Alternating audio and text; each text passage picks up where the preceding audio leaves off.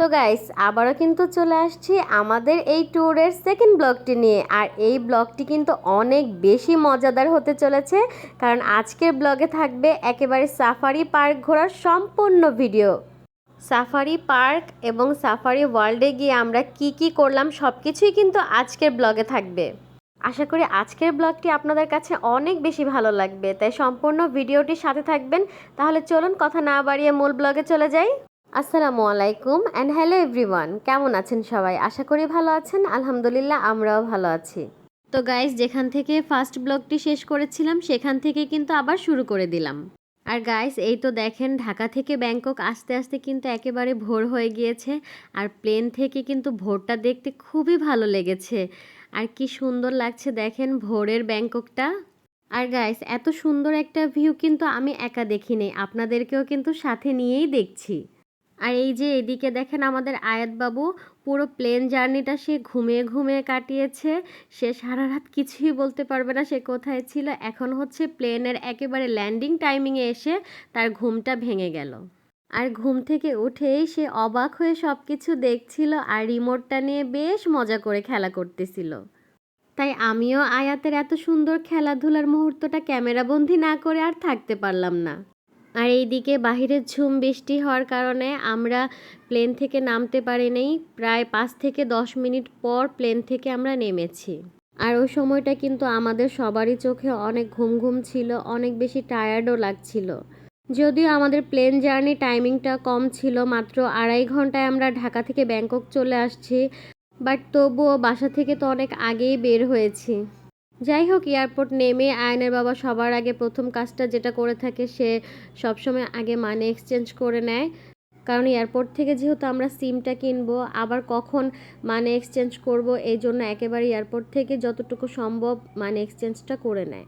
তো গাইস এখন কিন্তু আমরা দুই ভাই ট্রলিতে বসে আছি আর লাগেজের জন্য ওয়েট করছি। তো এখন বাবা আমাদেরকে নিয়ে যাচ্ছে লাগেজগুলো উঠানোর জন্য। আমি আর আয়াত কিন্তু ট্রলিতে বসে খুব এনজয় করছিলাম, আমাদের অনেক মজা লাগছিল। মানে ওকে ধরে রাখতে থাকতে আমার হাতটাই ব্যথা হয়ে গিয়েছিল। গাইস দেখেন আমাদের পুচকু আয়াতটা পড়ে যাওয়ার ভয়তে কি হবে ট্রলিটা ধরে রেখেছিল, আমি ওকে ধরে রেখেছিলাম। আর এখন আয়নের বাবা একটা সিম কিনতে চলে আসছে। আমরা এখান থেকে আনলিমিটেড প্যাকেজ আকারে একটা সিম নিয়ে নিলাম। আমরা যে কয়দিন থাইল্যান্ডে থাকবো ওই কয়দিনই এটা ব্যবহার করতে পারবো। তো গাইস আমরা কিন্তু এখন এয়ারপোর্ট থেকে বের হয়ে পড়েছি। এখন আমরা যাচ্ছি সাফারি পার্কে আর আমাদের গাড়িটাও কিন্তু চলে এসেছে। তো গাইস আমি কিন্তু গাড়ির সামনের সিটে বসবো, কারণ আমি তো বড় হয়ে গিয়েছি। তো বাবা মাম্মি আর আয়াত কিন্তু পিছনে বসে পড়লো। তো গাইস আমাদের বিদেশ ট্রিপ কিন্তু শুরু হয়ে গিয়েছে আর এখন আমরা যাচ্ছি সাফারি পার্কে। এখন আমরা যাচ্ছি সাফারি পার্কে। সাফারি পার্কে যে আমরা অনেক এনজয় করব আর আপনাদের সাথে শেয়ার করব। তো গাইস আমরা কিন্তু চলে এসেছি আর আমরা কিন্তু এখন সাফারি পার্কে ভিতরে ঢুকবো। সবার আগে আমরা ডেঞ্জারাস রাইডে যাচ্ছি, কারণ এখন আমরা যাচ্ছি হচ্ছে সব পশু পাখিগুলো ছাড়া থাকবে আর আমরা গাড়িতে বসে বসে সব দেখব। তো গাইস এইটা যেরকম মজা সেরকম কিন্তু ডেঞ্জারাস। তো গাইস ফাইনালি কিন্তু আমরা সাফারি পার্কের ভেতরে প্রবেশ করে গেলাম। আর আমার কিন্তু অনেক বেশি ভয় হচ্ছিল, কারণ কি যে হবে আমি কিছুই বুঝতে পারতেছিলাম না। আমার কাছে মনে হইতেছিল যে যদি কোনো বড় ধরনের হিংস্র প্রাণী আমাদের গাড়ির সামনে চলে আসে তখন আমি কি করব, আমি তো মরেই যাব। এরপরই দেখি কি সুন্দর সুন্দর সাদা সাদা বক, এত সুন্দর, এগুলো চোখ দিয়ে না দেখলে বিশ্বাস করতে পারবেন না। এগুলো দেখে তো আমার চোখ জুড়িয়ে গেল, এত সুন্দর লাগতেছিল ওদেরকে দেখতে। আর গাইস এরপরে দেখি বড় একটা উট একটা গাড়ির সামনে চলে আসছে। এই উট যদি আমাদের গাড়ির সামনে আসতো আমি মরে যেতাম, আমি আর আজকে বাসায় ফেরত যেতে পারতাম না গাইস, কারণ আমি এমনিতেই একটু ভীতু। তো গাইস মাম্মি তো একটা ভিতর ডিম সামান্য একটা ইঁদুর দেখেই ভয় পায় আর আমি সাহসী বয় আমার মতো আর কেউই সাহসী হতে পারে না। তো গাইস আমি কিন্তু গাড়ির ভিতরে বসে পশু পাখিগুলো দেখতে অনেক এনজয় করছিলাম। ওই দেখেন ভাল্লুক, বাবারে বাবা, মাম্মি তো একটা ভিতর ডিম। তো গাইস সাফারি পার্ক ঘোরা শেষ করে এখন কিন্তু আমরা চলে আসছি সাফারি ওয়ার্ল্ডে। আর এখানে এসে দেখি অনেক বাচ্চারাও চলে আসছে স্কুল থেকে। অনেকগুলো স্কুল থেকে বাচ্চাদেরকে সাফারি ওয়ার্ল্ডে ঘুরতে নিয়ে আসছে। আর স্কুল ড্রেস পরা বাচ্চাদেরকে দেখতে কিন্তু অনেক বেশি কিউট লাগছিল। আর এই প্রথমবার থাইল্যান্ড এসে আমি বাচ্চাদের স্কুল ইউনিফর্মগুলো দেখলাম, ভালোই লাগলো। বাচ্চাদেরকে অনেক বেশি কিউট লাগে এই ড্রেসগুলোতে। অনেকগুলো স্কুল থেকে বাচ্চারা আসার কারণে ওইখানে কিন্তু অনেক বেশি ভিড়ও ছিল। তো এখন কিন্তু আমরা সাফারি ওয়ার্ল্ডের ভেতরে ঢুকে গেলাম। আর ভেতরটা কিন্তু খুবই সুন্দর। আমি কিন্তু চেষ্টা করেছি সব কিছুই আপনাদের সাথে অল্প অল্প হলেও শেয়ার করার জন্য। আর যেহেতু আমার সাথে কোনো ওই দিন স্টলার ছিল না, এই জন্য আয়াতকে নিয়ে ভিডিও করা, এরপর হচ্ছে সব কিছু ম্যানেজ করা অনেক বেশি টাফ হয়ে যাচ্ছিল। তবুও আমি চেষ্টা করেছি আপনাদের সাথে সব কিছু অল্প অল্প পরিসরে হলেও শেয়ার করার। গাইস দেখেন এখানে কিন্তু অনেক সুন্দর সুন্দর টয়েস ছিল। আর আমরা ওই দিন একটা ভুল করে ফেলেছিলাম, আমাদের ওইখান থেকে একটা টাইগার নেওয়া উচিত ছিল আয়াতের জন্য। আর এখন কিন্তু অনেক আফসোস হয়। তবে এখন তো আর আফসোস করে কোনো লাভ নাই। তবে ইনশাল্লাহ নেক্সট টাইম কখনো সাফারি ওয়ার্ল্ডে গেলে অবশ্যই দুই ছেলের জন্য দুইটা টাইগার আর হচ্ছে দুইটা ক্যাপ কিনবই আমি। গাইস দেখেন কত সুন্দর সুন্দর কালারফুল পাখি। তো গাইস পাখিগুলো কিন্তু ভিডিও থেকে সামনাসামনি দেখতে অনেক সুন্দর। তো গাইস দেখেন কত সুন্দর সুন্দর ঘোড়ার বাচ্চা। গাইস ঘোড়ার বাচ্চাগুলোকে দেখে আমার আদর করতে মন চেয়েছিল। এই দেখেন কত সুন্দর সুন্দর মূর্তি। আমি আর বাবা ছবি তুলে নিলাম। গাইস আপনাদেরকে একটা সুন্দর জিনিস দেখাই। দেখেন কি সুন্দর সুন্দর আঙুর। এই আঙুরগুলো কিন্তু একেবারে রিয়েল। দেখে মনে হচ্ছে না মনে হয় আর্টিফিশিয়াল কোনো আঙুর, না এগুলা কিন্তু রিয়েল আঙুর। আমার তো দেখে খেতে ইচ্ছা করছিল। তো গাইস এখন কিন্তু আমরা চলে আসছি মাঙ্কি শো দেখতে। তো গাইস মাঙ্কি শো এন্ট্রি দেখে তো আমরা সবাই অবাক হয়ে গেছি। দেখেন কিভাবে মাঙ্কি ঝুলতে ঝুলতে এসেছে, জাস্ট ওয়াও।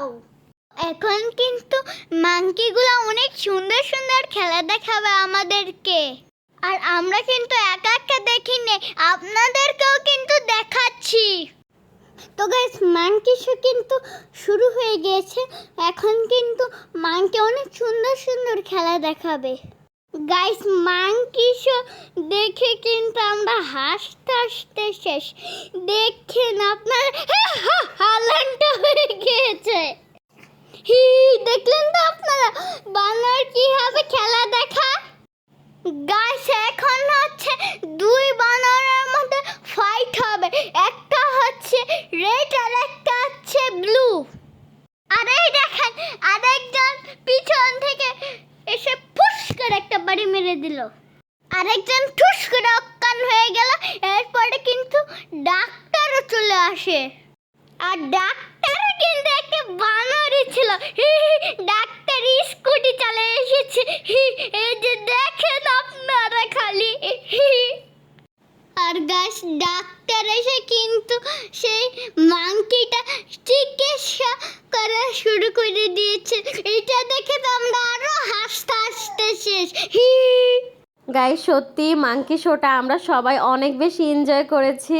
মানে ফার্স্ট টাইম এরকম একটা শো দেখতে পেরে সত্যি আমাদের সবারই অনেক বেশি ভালো লেগেছে। আর আমার বাচ্চারাও কিন্তু অনেক বেশি এনজয় করেছে। তো গাইস এখন কিন্তু আমরা এলিফ্যান্ট শোতে চলে আসছি। ফার্স্টেই দেখেন এলিফ্যান্ট এসে ড্রয়িং করেছে। আমি তো এলিফ্যান্টে ড্রয়িং দেখে অবাক, মানে একটা হাতি কিভাবে এত সুন্দর ড্রয়িং করতে পারে, আমি তো অবাক। সত্যি গাইস আমি নিজেও অনেক বেশি অবাক হয়ে গিয়েছি যে একটা হাতি কিভাবে এত সুন্দর ড্র করতে পারে। একটা পশুর ভিতরেও যে এত সুন্দর প্রতিভা থাকতে পারে এটা নিজের চোখে না দেখলে সত্যিই বিশ্বাস করতে পারতাম না। গাইস হাতি কিন্তু আমাদেরকে অনেক সুন্দর সুন্দর খেলাও দেখিয়েছে। আর গাইস এই শোগুলো যদি আমরা না দেখতাম সত্যিই কিন্তু অনেক কিছু মিস করে যেতাম। আপনারাও যদি সাফারি ওয়ার্ল্ডে যান অবশ্যই এই শোগুলো দেখবেন, তাহলে আপনারাও কিন্তু আমাদের মতো অনেক বেশি এনজয় করতে পারবেন। সামনাসামনি দেখলে কিন্তু সত্যিই অনেক বেশি ভালো লাগে। তো গাইস এখন হচ্ছে আমরা জিরাফকে খাওয়াবো। সবার প্রথমে বাবার পুচকু খাওয়ালো, তারপরে আমি ওয়েট করছিলাম আমি কখন খাওয়াবো। তো গাইস এখন কিন্তু আমিও খাওয়াই দিলাম। এখন হচ্ছে মাম্মির পালা। তো গাইস এখন জিরাফকে খাওয়াই কিন্তু আমরা ওরাম্বো মাংকির কাছে চলে আসলাম ছবি তোলার জন্য। দেখেনি বিদেশি আন্টি কিভাবে ছবি তুললো। এখন হচ্ছে আমার পালা, আমার তো অনেক ভয় করছে। যাই হোক মনের বুকে সাহস নিয়ে আমি গেলাম। তো গাইস যাওয়ার আগে কিন্তু আমি অনেক ভয় পেয়েছিলাম, এখন যাওয়ার পরে আমার ভয় লাগছে না, আমার অনেক ভালো লাগছে। দেখেন কিসে পোস্ট দিচ্ছি। গাইস আমি কিন্তু বানরটার সাথে অনেক সুন্দর সুন্দর পোস্ট দিয়ে ছবি তুলেছি এবং বানরটা কিন্তু খুবই ভালো। প্লিজ আমার সাহসের জন্য একটা তো লাইক দিতেই পারেন। আমি আপনাদের জন্য কত কষ্ট করে ব্লগটা বানাচ্ছি, প্লিজ।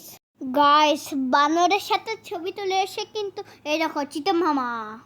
তো গাইস আজকে এই পর্যন্তই। আমাদের এই ব্লগটি করতে কিন্তু অনেক বেশি কষ্ট হয়েছে, যেহেতু আমরা এয়ারপোর্ট থেকে ডিরেক্ট সাফারি পার্কে চলে আসছি, তাই আমাদের অনেক বেশি কষ্ট হওয়া সত্ত্বেও আমরা এই ব্লগটি আপনাদের জন্য বানিয়েছি।